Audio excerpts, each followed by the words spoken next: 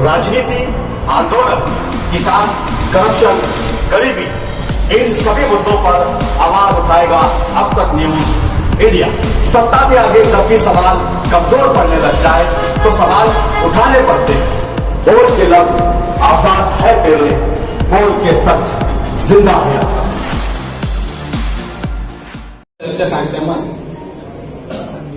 आबासाहेबांनी जे माझ्या मताने एक नवीन व्यासपीठच निर्माण केलं या ठिकाणी. म्हणजे जे चेहरे बघितले आपण तर ते बघून मी 10 मिनिटापासून विचार करतो की हे सगळं फक्त सुनील आबा गायकवाडच करू शकतात.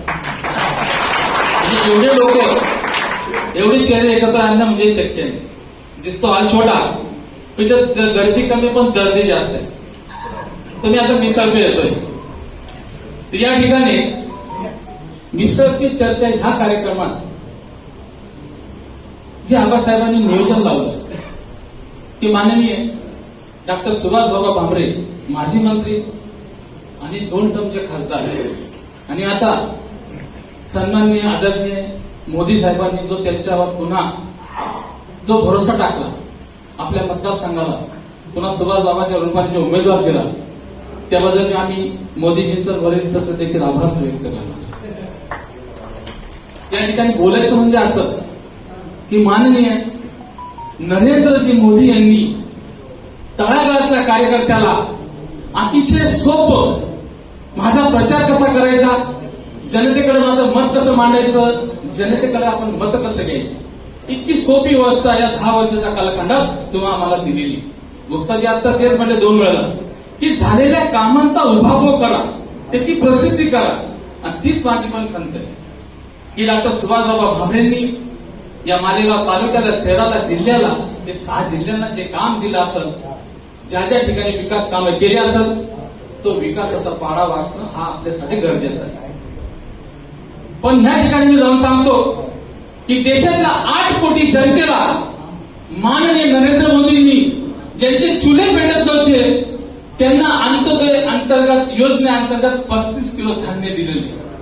हा काँग्रेसच्या कालखंडात एवढं मोठं धान्य कोणी गोरगरिबांना दिलेलं होतं. मुद्दा इतका मोठा आहे की आपण घराघरात पोहोचलेलो आहे, फक्त आपलं चित्र त्या ठिकाणी पोहोचत नाही.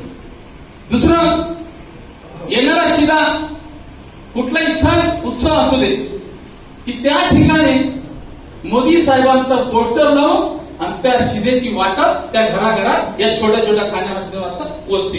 पण याचा उभा हो की कोणाला जमलं नसतं त्याचं दुर्दैव. पण आपण घराघरात पोहोचलोय, एखाद्या महिलेच्या किचन पर्यंत पोहोचले, त्यांच्या धान्याच्या कोठीपर्यंत आपण पोहोचले, मोदी सरकार पोहोचलेली. पण याचं येणाऱ्या कालखंडात कॉम्प्लेक्स जेव्हा आपण टाकायला जाऊ, आपण मतं जेव्हा मागायला जाऊ, याची देखील आठवण त्या ठिकाणी आपण करून दिली पाहिजे. तसेच 5 वर्षाच्या कालखंडात आवाकाळ असो, सन्माननीय ज्या मेडिकल योजना असतील त्या मोदी सरकारने जनसामान्यांना 5-5 लाखापर्यंत दिलेले. सुकन्या योजना असो तर सुकन्याचे फायदे स्कॉलरशिप मध्ये मोठ्या प्रमाणात मिळत आहेत महिला वर्गासाठी, मुलींसाठी. पण आपण त्या ठिकाणी मांडताना कमी पडतं. म्हणजे मोदी सरकार दिल्लीला राहून देशाचं राजकारण करून ते घराघरात पोहोचलेले, आपण ज्या गावात वाढत राहतो, ज्या गल्लीत राहतो त्या घरात आपण पोहोचू शकलो नाही, हे आपलं दुर्दैव. त्याच प्रयत्नात आता या ठिकाणी नवनगरसेवकाचे गटनेते माननीय सन्मान्य सुनील आबा गायकवाड या ठिकाणी बसलेले आहेत. तर बऱ्याच ठिकाणी मी बाबाच्या विकास कामांचा, आता संजय काळे ह्या ठिकाणी नगरसेवक बसलेले सन्मान्य मात्र त्यांच्या वाड्यात देखील बाबांनी काहीतरी एक सिमेंट कॉन्क्रीट एक छोट्या वाड्यात एक गल्लीसाठी 8 ते 10 लाखाच्या एका नगरसेवकाला विकास निधी दिलेले. सावने असो, 50 लाख सावने असो, असे त्या ठिकाणचे त्या लोकांनी माझी सूचना आहे की हे कॉम्प्लेट आपण स्वतः तयार करावं. आणि बाबासाहेबांनी आमच्या भागात असे कामं दिलेले आहेत म्हणजे विरोधकांना जेणेकरून त्यांच्या तोंडात छाप असत की बाबांनी काहीच केलेलं नाही, हे कामं तुम्ही त्या ठिकाणी दिली पाहिजे. तसंच ह्यापूर्वी मी आता पुन्हा अपेक्षा करतो आबासाहेबांच्या माध्यमातून निसर्ग चर्चेच्या माध्यमातून या ठिकाणी राहुल दादा आपल्याला लाभलेले आहेत. तसंच समाधान दादांनी मालेगाव तालुक्यात एक छोटासा डेअरीचा उद्योग उभा केलेला आहे, ही आता अपेक्षा करतो येणाऱ्या काळात.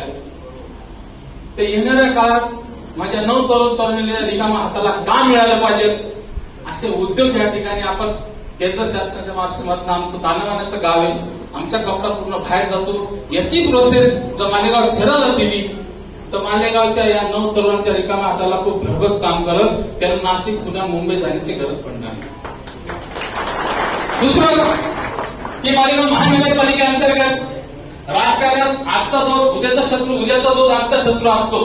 आपले मित्र पक्ष जरी असतील तर आपण सावधानी बाळगली पाहिजे.